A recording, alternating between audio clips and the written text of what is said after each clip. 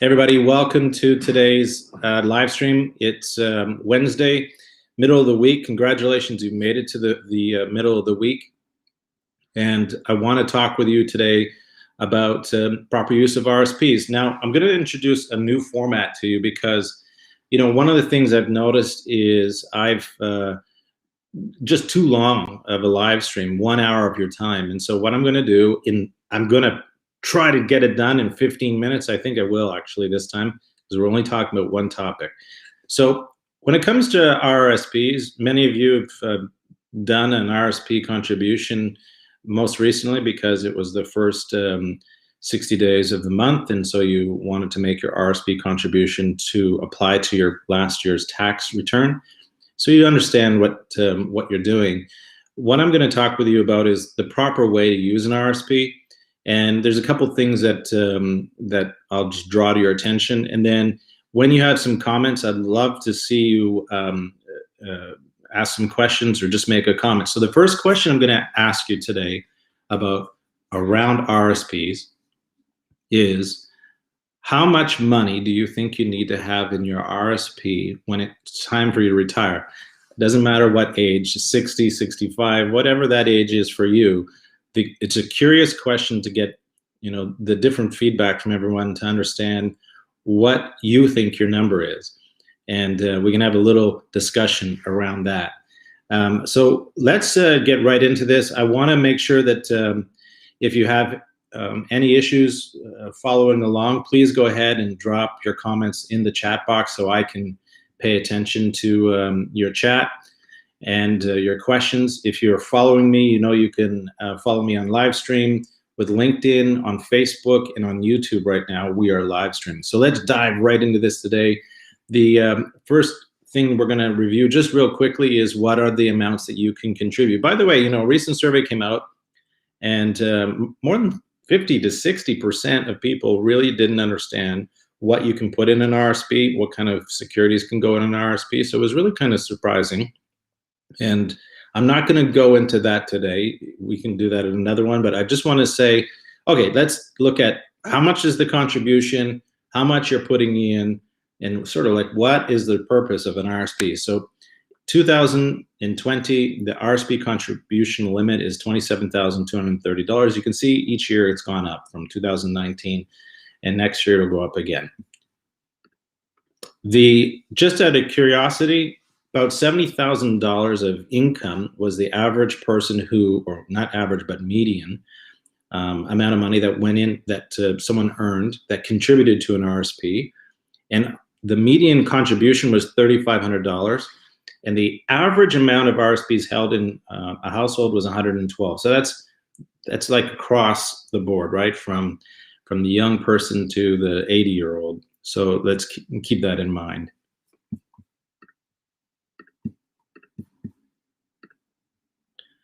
So I'm going to run through a couple age brackets. So if you're paying attention to your age group here for this session, you can get a sense of, you know, where are you at compared to where the average across Canada is. Under 35, they have about $30,000 in RRSPs. 35 to 44, about 132,000. 45 to 54, about 255,000, and 55 to 64, about 408,000.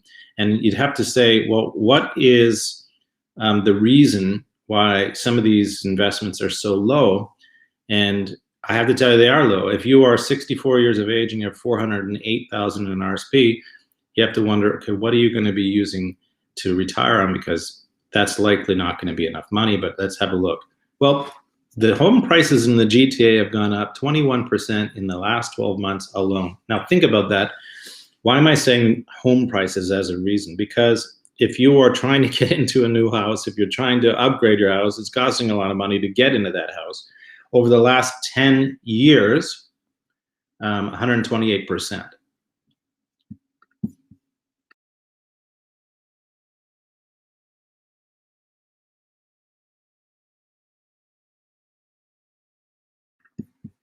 So home prices are, you know, it's great if you're in a home because that's an asset that you might be able to use in retirement, but to get into a house, that's kind of hard to do. So some people might be sacrificing the amount of money that they're putting into their retirement plan just in order to maintain or hold the house that you're living in because it costs so much. Another thing that's come to mind that no one seems to be talking about, and that is the unemployment rate amongst women. 10 times more women are out of work during COVID than since February 2012 or 2020, and 12 times as many mothers have decided to not work to take care of kids during the pandemic. So you think about, if you're not really working, there's no point to really contribute to an RRSP, and I'm going to get into that. In fact, that happens to be the hidden reason as to what you should be doing with your RRSP today. Okay, so you should have a financial plan. Of course, I talk about this all the time. 2 in 10 people actually have financial plans, and it's so important that you have written goals. The median contribution is $3,500 for an RRSP. So if you're only putting in, on average, $3,500 a year, how are you going to get to $1 million? Is that your magic number, by the way? Is that the number that you're saying that you think you might need? The question is, the math doesn't add up. $3,500 a year is not going to be enough money if you're starting out at 50 years of age, for instance, really trying to pack on the money into your RRSP. So let's look at a little hint as to what I'm getting to. This slide represents different sources of income. So think about this, for instance. The 70-year-old, I want you to think of that as your grandfather or your great-grandfather, the person or the person who had a pension plan from their company. They worked for the railway, they worked for the government, they were a teacher, something like this, where they have a defined benefit. This is there's 2 kinds of pension plans: defined benefit, defined contribution. Defined benefit means you're working for a company, they're contributing to your pension plan, and they're actually going to control the money and manage it for you and pay you an income over your retirement, over your lifetime. And then presumably, if you pass away, around about 60 to 66% of that money goes to your surviving spouse.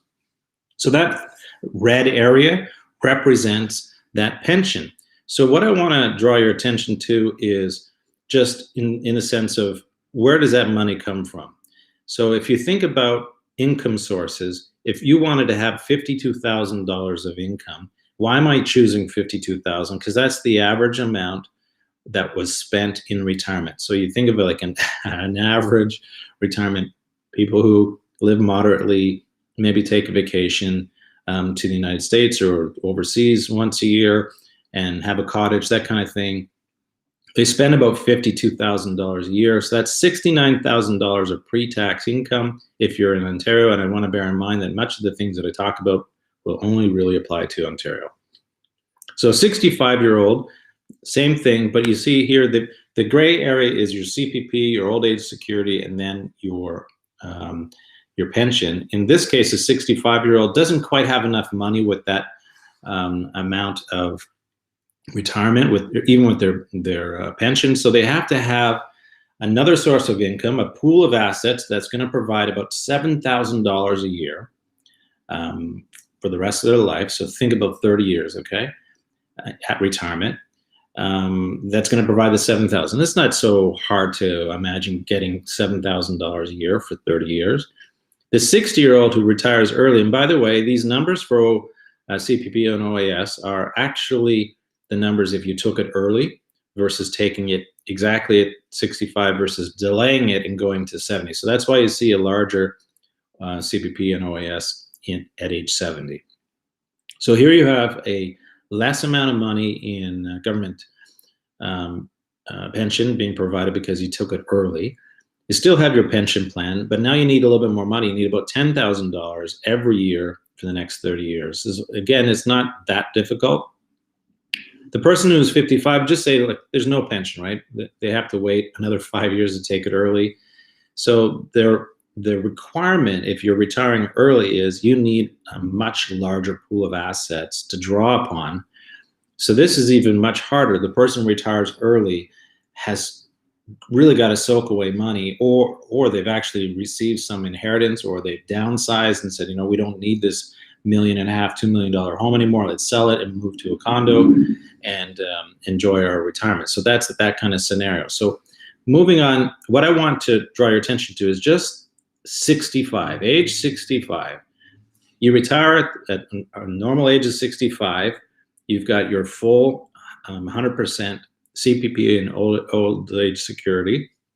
And you also need about $7,000 of extra money beyond the pension. Now, what if you didn't have a pension, a defined benefit? You know, you're a teacher, fireman, police officer, these kinds of occupations where they have defined benefit plans. They don't have to worry about trying to manage their money. If you're working for a company that has a group retirement plan, that's called a defined contribution plan. So it's part of your money going in, part of the money coming from your employer. You manage it. You decide what investments that you're going to use to grow that asset. It's all on your shoulders. So if you get it right, great. If you get it wrong, you don't have enough money to retire.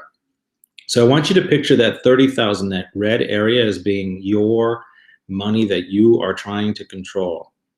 You have to save enough money, grow your asset enough to provide $37,000 a year, every year for 30 years. And if you want to make it more accurate, it's more money because you want it to grow ahead of inflation. So that number is going to go up by, say, 2% a year.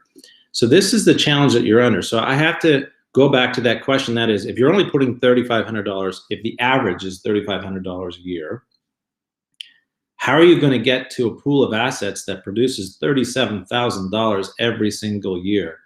And it's really an important thing to consider. And this is why you really need advice. You need someone who can help you design a plan that will get you to that mark, because if you don't, you're going to have to adjust your lifestyle. And that's something you don't want to work your entire life just so you have to reduce your lifestyle at retirement. So I hope you understand what that means. If you have any questions, just go ahead and put it in the chat.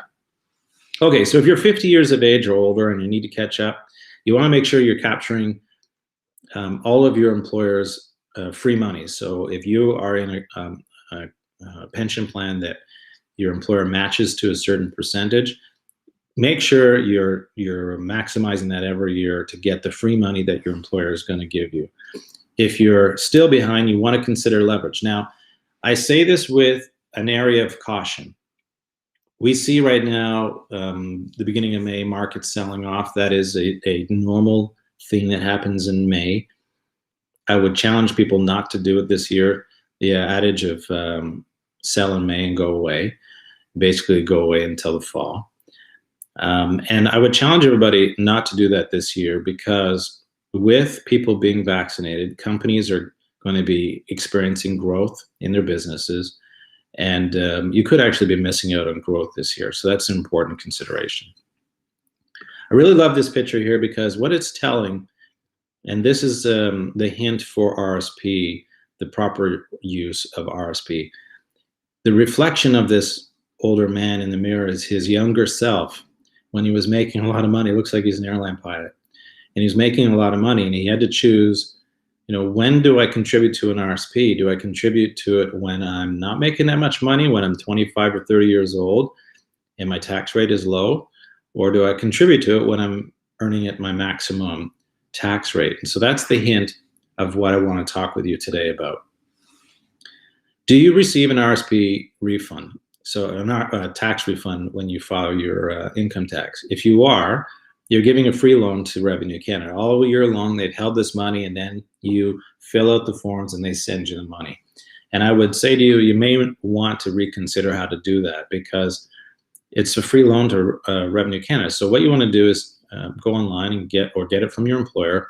This is a T1213. This is a request to have more, to reduce the amount of taxes that you're incurring. So you want to make sure that you are getting more money in your pocket to invest in your own portfolio, rather than give it to Revenue Canada and get back at the end of the year. Okay, so what is your number? What is your tax rate? Here is the important aspect of this entire session, and I'm actually gonna hit it on time, so I'm really pleased about this. What is your marginal tax rate? RSPs, the purpose of an RSP is to put money away for your retirement. Yes, it's true. It's tax deferred growth. That's true. It can go to your spouse. Fine. But the whole point of putting money to your tax return or into an RSP, it's a play on tax rates. So what is your marginal tax rate? Do you expect to earn more money later on? So are you younger, just hitting the workforce, but you fully expect you're going to earn a lot more later? Then you may not want to contribute to your RSP right away. You might want to defer that contribution. You might want to defer claiming that contribution. So think about this.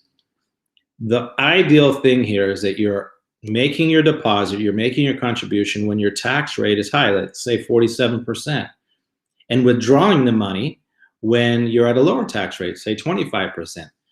That's the whole point. You're getting a higher, you're claiming a higher tax deduction, right, when you put your money in. But when you have to take the money out, you're being taxed on that by Revenue Canada, so you're being taxed at a lower rate. So you're winning there. So not only have you had tax deferred growth, so your money is growing on top, so the money that you ordinarily would have given to Revenue Canada because of its growth, you're using to grow it even higher.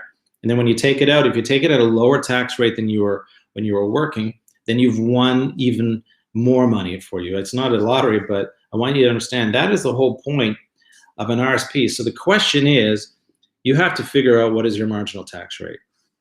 And then the other thing that I want you to consider is, what is your actual contribution?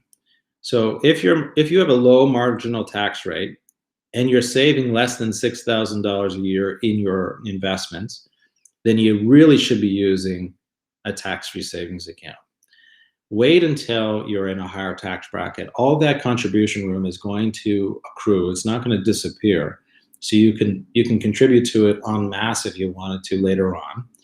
And there's a debate about whether you should do that or not, all in one shot or over a period of different deposit rates. But nonetheless, you can still use that contribution room. To see a tax-free savings account, the limit right now annually is $6,000, up to $75,500 since 2009. So it's quite a sum of money, especially when you consider a couple, right? There's $150,000 you could be putting away into something that is not going to be taxed. So I would say to you, if you have a low deposit amount, I'd say under $6,000, you ought to be using a tax-free savings account. There's another reason for this in the sense of timeline of when you use money, because when you retire, let's say you retire at 65, but you don't want to use your RSPs until age 71, the latest you possibly can. So there's a gap when you're going to need money. There's a five years there for you to say, okay, how do we live? Well, your tax-free savings account would be one of the sources you could use. So it's a very important thing. Now, I always tell people, my clients, everybody gets a financial dashboard. This is so important because all these things help you to figure out, am I on track? What do I do next? What's the most beneficial use of my money? And it's so important because right now, many of you probably just do an RSP contribution based on some of it's budget, how much money you have left over it. Some of it's because it's what you do every year and you kind of know that's how much money I get back when I file my income tax.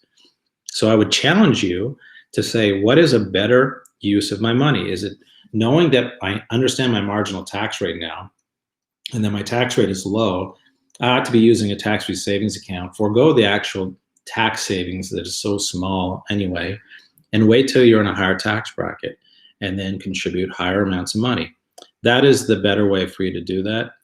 Again, that's it. We're done. I encourage you to put any questions you might have in the comments. If you're looking at this during the replay, go ahead and comment there too, because I'm going to be able to reply to those comments. As long as it's on YouTube, Facebook, and LinkedIn, I'll be able to comment. I appreciate you taking the time to watch this live stream. I'm so happy that I got it done in less than an hour. I look forward to seeing you next week. Have a fantastic week, and we'll talk with you again soon. Thanks very much. Take care.